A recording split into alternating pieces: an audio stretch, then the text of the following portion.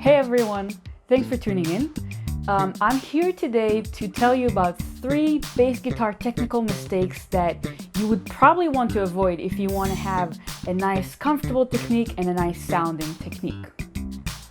So the 3 technical mistakes you want to avoid are no teapot, thumbs down, and no hook. Now let me explain those 3 pretty easy concepts. They're easy to understand, not very easy to do. So let's start with no teapot. So what is the teapot? The teapot is this. So I see a lot of my students starting to play with the right hand, and they have this habit of just lifting the elbow up. Now this is where the teapot comes from, right? I look like a little teapot. So this teapot technique of playing is actually very, very tiring. Like the whole arm is working extra hours just to get this angle to play.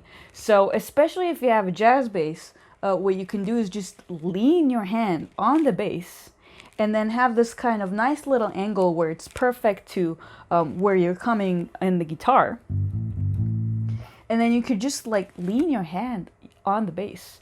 Of course, with jazz bass, it's pretty comfortable to do that, and that's the whole design of jazz bass came because of this aspect. But you could really do it with any guitar. Just instead of lifting your elbow up, make sure that you bring it down very comfortably. My shoulder is barely working, and my hand is just comfortably resting on the bass, and I can just play easily.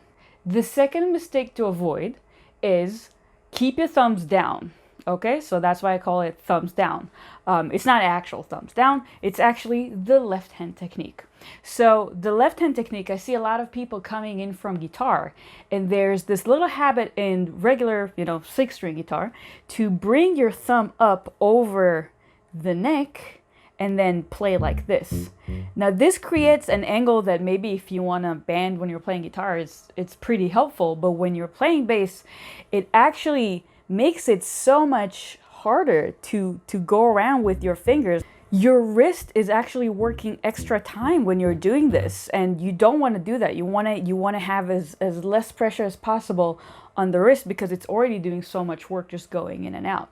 So if you see your thumb going up, and this is a very, very common mistake, just put it gently down so the angle would be right in front of the middle finger, because that's what really gives me the nice support and contrast. When I bring the thumb up, you can see already what's happening with my hand. It's just so much less control, even though it feels like you're holding your bass better. So just if you're doing this, bring your thumb down.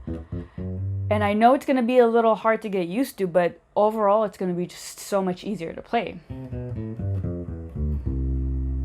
So that is for the second mistake to avoid.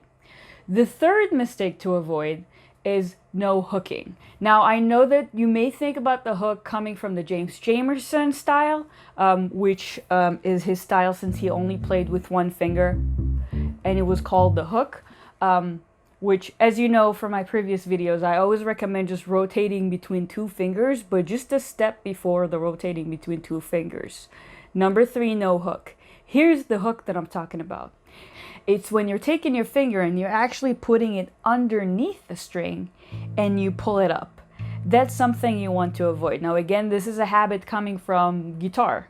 You will place your finger underneath, right, if you're coming from classical guitar, and you'll just pluck it up. But this is not the greatest way to get the output from the bass.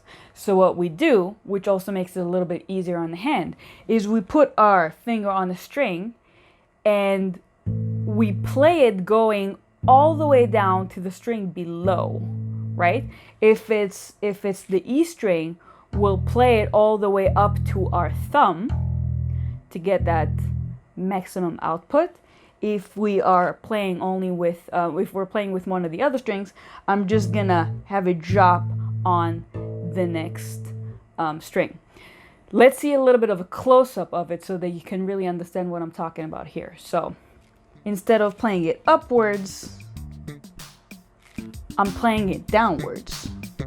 So I have maximum energy coming from my fingers and coming onto the next string instead of hooking it and going up.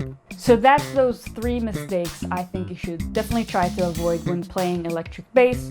Of course, every person has a different body, every person has a different bass and different technique and different styles that they'd like to play in.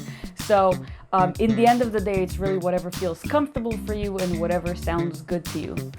Thanks for watching the video. If you liked, please feel free to go ahead and subscribe to my channel. There's a lot of great things coming up.